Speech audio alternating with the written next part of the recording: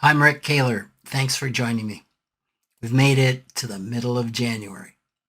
That's the time of year, which is the graveyard for so many New Year's resolutions.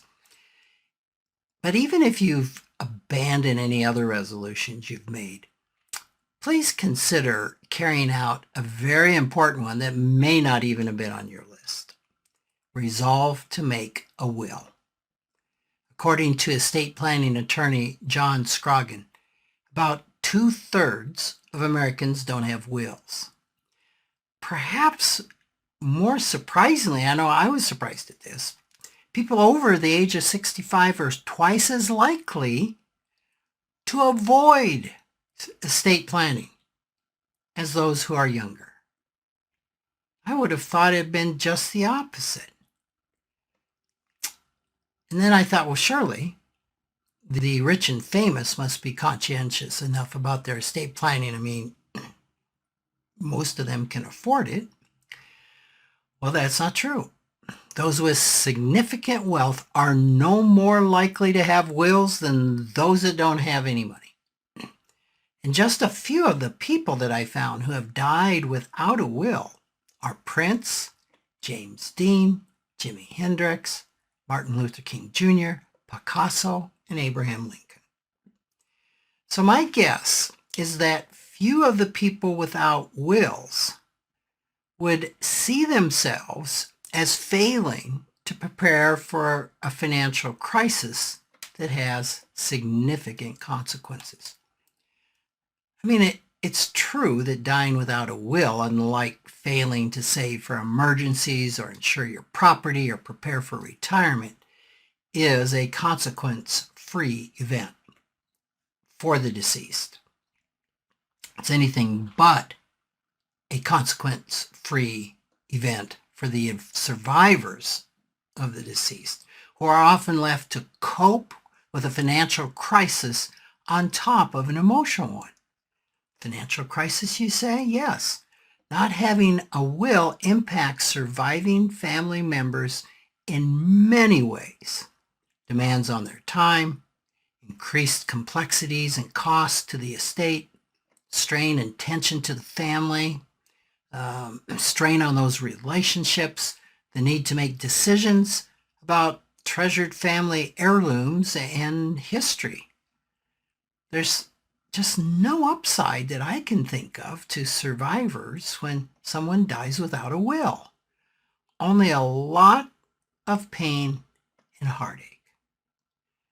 Coping with a loved one's death and carrying out their last wishes is hard enough, but it's even harder for those struggling with what one of my clients described as would-have estate planning. That's trying to figure out what the deceased would have wanted. And you might ask yourself, why would anyone inflict this excess pain on their loved ones? Almost certainly not as an intentional last act of cruelty or neglect.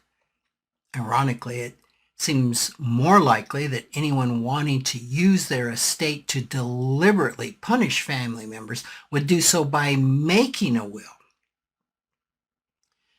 But I think the opposite is most true. My guess is that many times failing to make a will is based on an unconscious lesser of two evils belief that the pain of writing the will is greater than the pain left to those who inherit the mess. Let me say that again because I think it's really important. I believe that the person that doesn't write a will probably unconsciously believes that the pain of writing it is far greater than any pain that someone left behind to inherit the mess will encounter.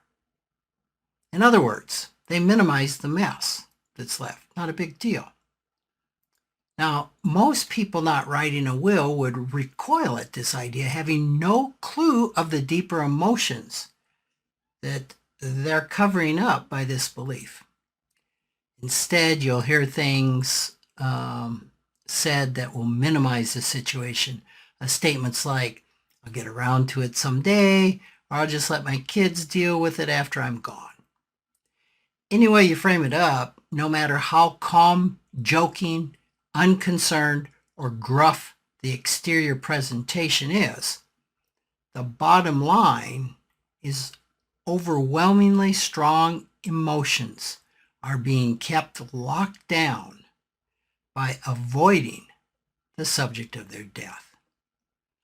Admittedly, the process of making a will is challenging, especially sorting through the necessary decisions about one's legacy. The deeper reason so many of us avoid estate planning, though, is facing the painful truth that the whole process only matters because someday we will die. It's not if, it's when. It's common to see asking a parent, sibling, or spouse if they have a will as that's none of my business. It may actually be more your business than it is theirs. The estate planning or lack of it is going to impact their survivors far more than the decedent, than theirs, because they're not going to be here. So having the courage to bring up the subject may show them the painful consequences they risk inflicting on those they love most. It may persuade them that making a will is a loving and lasting gift. Thanks for joining me.